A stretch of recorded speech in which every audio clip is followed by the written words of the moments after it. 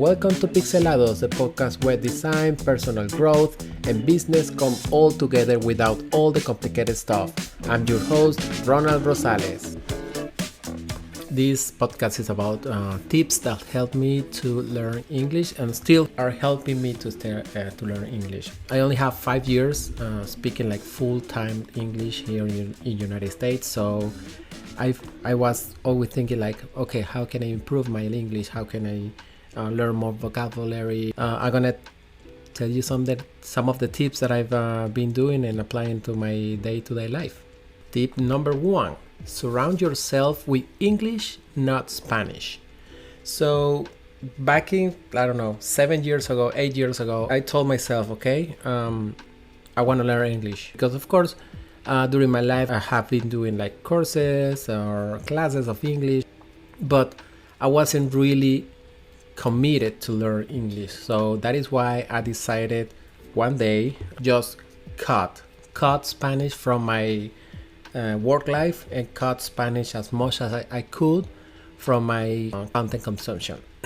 What I mean is that I decided to stop listening to music on Spanish. I decided to stop reading stuff in Spanish, consuming content, tutorials, all sorts of stuff that I was consuming in my daily life. I decided not to do it. Why? Because by doing that, my brain got used to listen to that language more often, and therefore I was able to understand more clearly whenever I was reading, whenever I was listening to something, podcasts, talking to in meetings with clients and all that.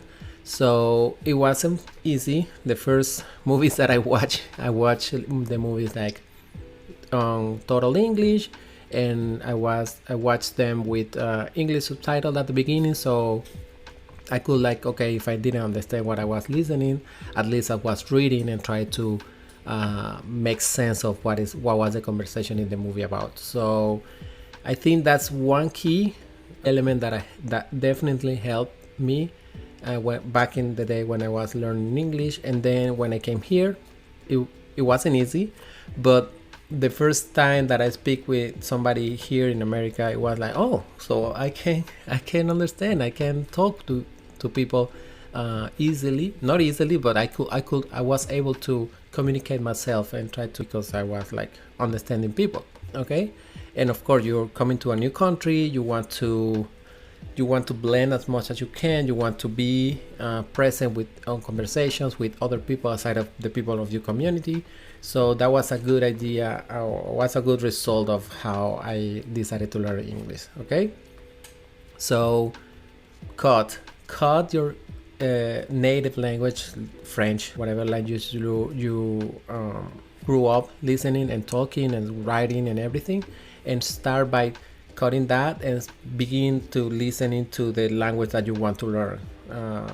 In Venezuela, we were very exposed to the English. All the movies that we had, in as far as I remember, were in English, so English was always around. Music, we had a big influence on music when I was growing, and of course I also had very hard influence in music on Spanish, but music in English was around all the time. So I feel like that helps a lot, because your ear gets more confident to listening to how that words are pronounced, what is the meaning of that, and then you can slowly begin getting everything together. Tip number 2: find a job that makes you talk a lot.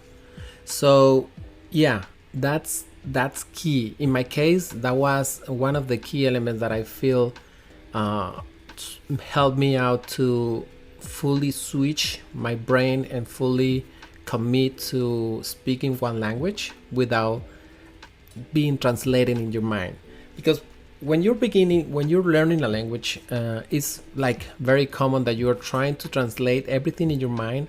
Meanwhile, you're listening to the conversation and then translating that conversation to make sense in the back on your native language, and then try to come up with an answer. It's a very exhausting activity to try to do that on the fly. So the moment I came here, I was able to work and everything. What I had to, so I have experience doing being like in public.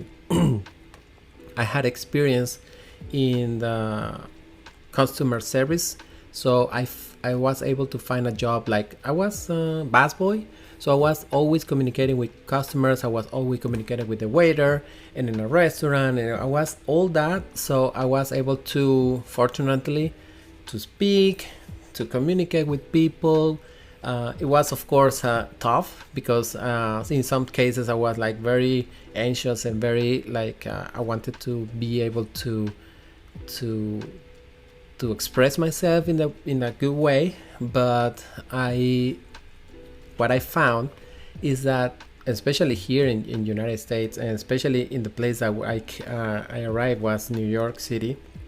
So New York City has like it's like a blend of all cultures of the world. So I understood that perfection is not always possible. People here understand. People here gets that you're learning a new language. You know because you cannot deny your accent of not being a native speaker, and you need to embrace that accent, of course, because I mean you're learning a new language. You're adding a new skill to your brain, and then you gotta be you gotta be proud of it. Okay, not everybody know how to speak more than one language, which is okay, but I understood that perfection wasn't that important here. Rather than that, being able to communicate, being able to express yourself, to order something on the restaurant, to be able to understand an order from the customer, for example, in the work I was doing back in the day. So that helped me out a lot, and you understand also that mistakes are part of the process. People here is they're very chill because everybody here is so exposed to people learning English, and most of the people that I've been knowing throughout my life here, they're chill about you speaking in English because they understand that you're doing your best to be able to communicate. So they're very chill. They're like, okay, he's learning. Okay, I can repeat if you need. So but you need to know also to put from you to be able to get better every day. Okay, but when you release that pressure of the perfection, because when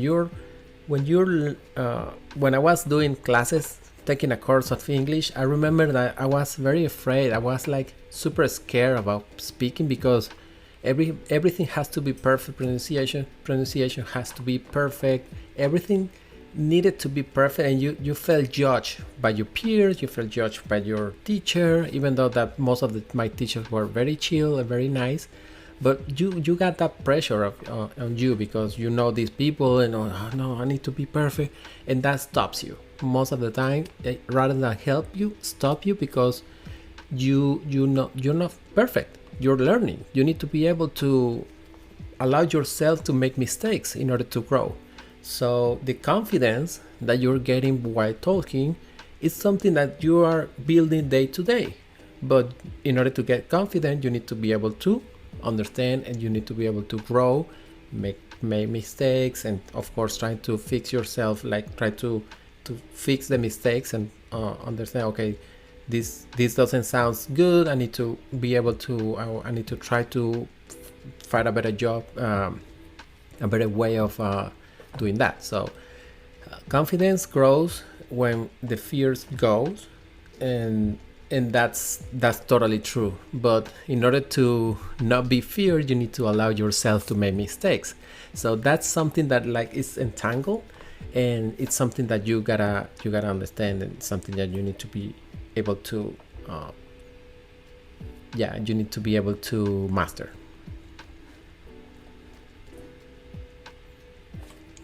Tip number 3: make mistakes like a pro. While I was working in public service, I was first I was a busboy, and then I moved over to a different job. I was cashier, And having these daily conversations helped me to build my fluency in the language. What I understood while I was doing this work, I was being forced to speak in English, and more than that, I was being forced to think in English. And when you start like thinking in English, or the language that you're learning, that becomes part of yourself, and you're some people say that they even can dream in English, or the language that they're learning, so that you become like addicted to that language in a way. So you when you're being forced to talk every day, it's like a survival thing. So you learn fast what you need to survive. So in order to being able to keep doing your job, you need to learn how to talk, and therefore you push yourself to be better every day. But that only happens where you're being forced to talk, when you're being forced to like to expose yourself that you're not perfect, doing that language. And it's totally okay. When I was working in this as a cashier on this work, it was a small restaurant. Like 3 weeks after I began doing that job, I was like even telling jokes to people. I was messing around with people because I felt more comfortable every day talking, and I was already mastering, or not mastering. I knew what the dishes that I was selling were. The first week was very, very scary because it was a cuisine that I never knew. That cuisine is Moroccan cuisine, so I didn't know any of the dishes. People were like coming, oh, do you know what are the ingredients of this? I went, oh my god, let me look for the list, because even the vegetables were like very unfamiliar to me, even though after a while I understood where all the vegetable, all the process I was being able also of cooking that food. But at the beginning it was scary. I didn't know anything about the food. So every time people were like, oh, do you know what is this? Oh, what are the ingredients? I have this or X or Y dish. So I had a list, literally a written list with all the ingredients. So I was like, okay, this has turnips, this vegetable, carrots, whatever. So, and then after a while I was like more confident, and people felt like more open to talk with me. And I was like doing jokes, speaking with the neighbors, the other restaurant, because it was a little market. So I was able to like extend my conversation outside of the booth of my work. So it was a really nice experience. And that, I feel like whenever you are like forced to do something at the beginning, it's gonna be very, very stressful. But with the time, everything goes easy because you feel more comfortable doing that, and you understand that most of the conversations that you will have on that environment that you are gonna be sort of the same. So that's like release the anxious, release the tension that you feel. Oh no, I don't know what is this about. I don't know what is that.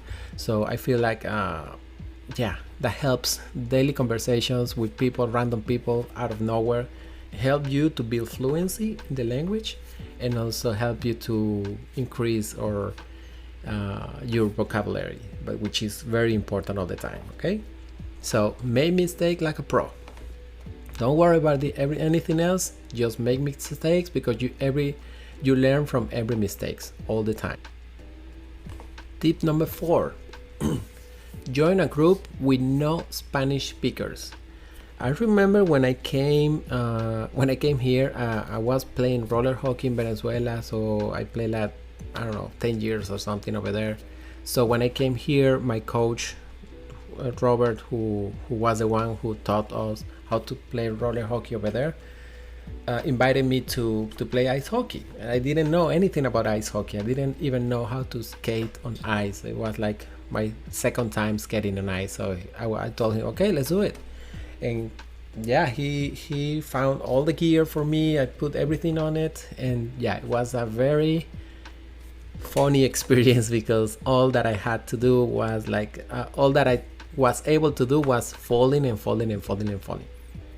Turns out that he was like messing with me, and he was grabbing me from the short and I didn't know what's happening. I was like, but I falling from, I was like skating really nice, and then I fell. Of course, he was grabbing me from the back and pulling me down. So I had no no other thing that to do that like to fall. And I decided to, you know what? I really love this hockey. I really love this sport. So what I'm gonna do is I'm going to join to adult classes, and I did. I bought all the gear after a while. So I joined to a group of people that were learning to play hockey, and turns out that I was the only Spanish speaker in the group. So I was like, okay, you know what? I have to do it. I need to speak English. And that experience was very relaxing because you didn't have the pressure of working. It was like a total pressure-free environment where you were able to speak with people. People were like, you wasn't there with for them. Everybody was there to learn hockey, so it was cool. It was chill. I made friendships. I made friends in there. So after a while, all the people that I met there I still have contact with them, and one of them invited me to be part of a team, and I was one of the founder of the team. So now I'm playing in two teams in New York City. I'm playing hockey in two teams, so which is awesome. And I'm the only Spanish speaker on those two teams, so which is crazy because it's like you won't think that in the people. Well, I know a lot of people who speak Spanish who plays hockey. A lot of Venezuelan players, a lot of Venezuelan play ice hockey, and I also part of one of the Venezuelan teams here in the United States. But here in my day-to-day or week-to-week life, it's so great. It's so grateful to. I'm so grateful to be part of those teams because I'm like I play twice a week with them, and yeah, it's amazing to be able to be part of that. And I always encourage people, and my wife and me always encourage people that playing a sport open doors, and that is what happened to me. So because I was ready to play something. I was ready to learn something new aside of the English. I was able to play something new, to give myself the opportunity of being in something new and to meet more people.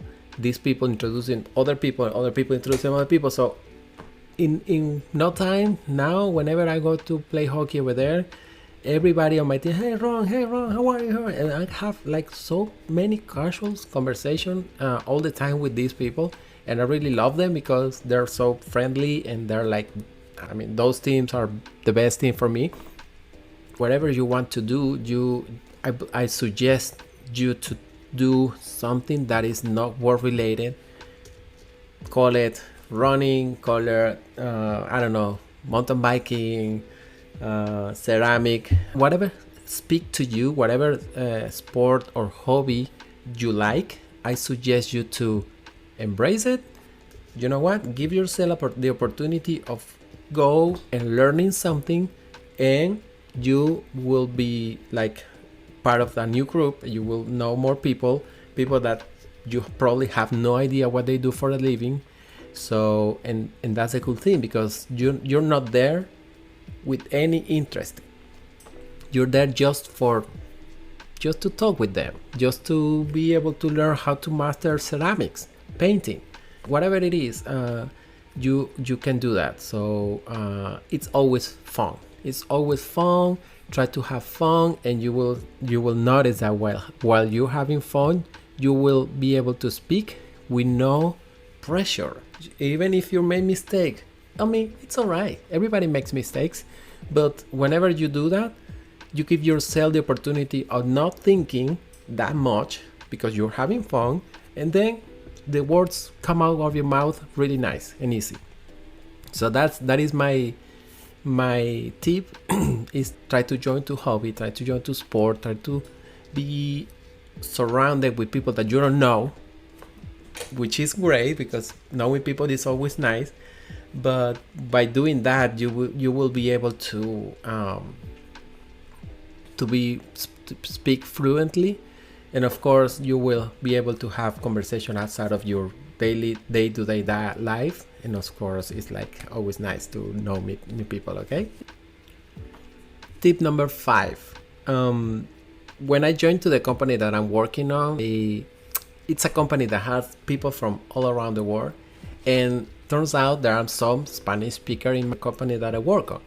So what I found is that even though I knew they were Spanish speakers, we never spoke in Spanish. Most of the time we speak in English, and I don't even know why. I guess because a lot of people speak English, it's not very appropriate to speak in your own language when you're surrounded with people that all speak other languages. I don't know, but I speak with them most of the time in English, and that I believe is because them and me, we are like in the same mood of learning the new language, and doing that help us to improve daily. It's more like, okay, I know you're learning, you know I'm learning, so let's practice. Let's practice. And aside of that, I'm always speaking in English. I always like my whole day at the office English only. So I feel like that now, because we're more close each other. Now sometimes I found like we speak a little bit of Spanish here and there, but most of the time we speak in English. And we chat in English. We do everything in English because, of course, we're surrounded with people that speak only English. But it's always nice to know that everybody is like on the same mood, that everybody wants to learn, wants to improve the language. It's always nice to keep practicing, and because you know that they're like also practicing, well, they can correct you, you can correct them. There is a new word and all that, so it's always cool. So even if you know people who speak Spanish, try, if they're willing to do it too, of course, try to speak on English with them, because both can practice and it's a win-win situation. Okay. Tip number 6: expand your vocabulary. In my day-to-day life, in my work, I always I'm all ears. I'm always listening to conversation. I'm always listening to how people communicate with each other. I'm always like hunting down new words, because of course my vocabulary in English is I don't know. I'm learning, so I want to learn as much as I can. So whenever I hear from my boss, from my coworker, from anywhere, I hear a new word, I stop, write it down, and then try to search for the meaning of that word. So I know, oh, I didn't know this new word. Let's see what is this. So that's a practice that I do. I don't know if everybody does that, but I feel like, and even with my boss, I always, whenever he says something that I don't understand the word, so we finish speaking on all that, and then I come back and ask him, hey, what was the word that you used recently? And he said, oh, this is that. And what is that? So he tried to explain, and then I look for the spelling, and I research and see, okay, what is this word and how it can be used and all that. So that, I think that helps me to improve my language, because I'm adding new words to my vocabulary. And also my suggestion is to never look for the translation on Spanish. So it's not like, okay, if you don't know what is the word span, don't translate it to your own language, because you're like essentially teaching your brain to translate. Instead of that, I suggest you to look the meaning of that word in English, because whenever when you were a kid and you were learning your Spanish and you didn't know the meaning of the word, you will ask to your dad, hey, what is this word about? What is and your dad will try to explain in the language that you're speaking what is the meaning of that word, using examples, using whatever technique your parents use to teach you your native language. So from my point of view, if you're learning a new language, I'm doing the same. So if I don't know what is this word about, I look for the meaning on the language that I'm learning, and therefore I'm going to be able to connect the dots and try to understand the word in the environment that I'm speaking. So I almost never, no, I never translate words to Spanish because I want to teach my brain to stop doing that, to avoid doing that. So whenever I don't know the meaning of the word, I look for the meaning in English.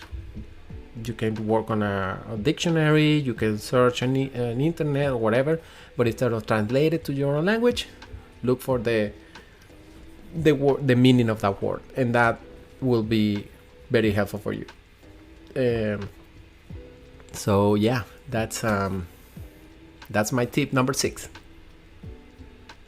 All right, so those were the tips that I had to teach. I mean, not teach you, but to tell you on this episode. And of course, best tip that I can give you is to try to have fun learning your new language, in this case English, or new skill. Try to find the bright side of whatever you're doing rather than stress yourself because you're, oh no, I don't know how to do this or that. No, celebrate the wins, celebrate that you're moving forward. It doesn't matter the speed, but moving forward is always one step ahead, so you're one step closer to your goal rather than being, oh no, I don't know this, how to speak this or whatever. Try to speak nicer to yourself and try to be more open to the change, open to make mistakes, open to see yourself like a beginner rather than see yourself like I am a native speaker in English. You will never,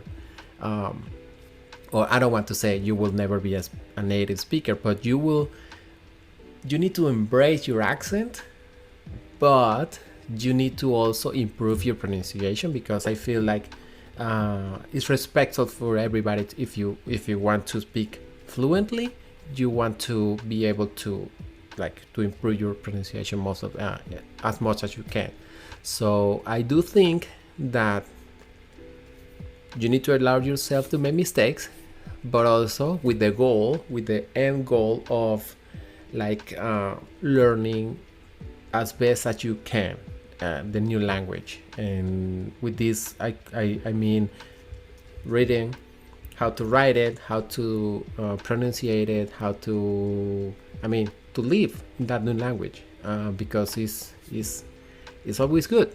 And then whenever I learn this English, I feel like, okay, I want a new challenge, probably I want to go and learn a new language, I don't know.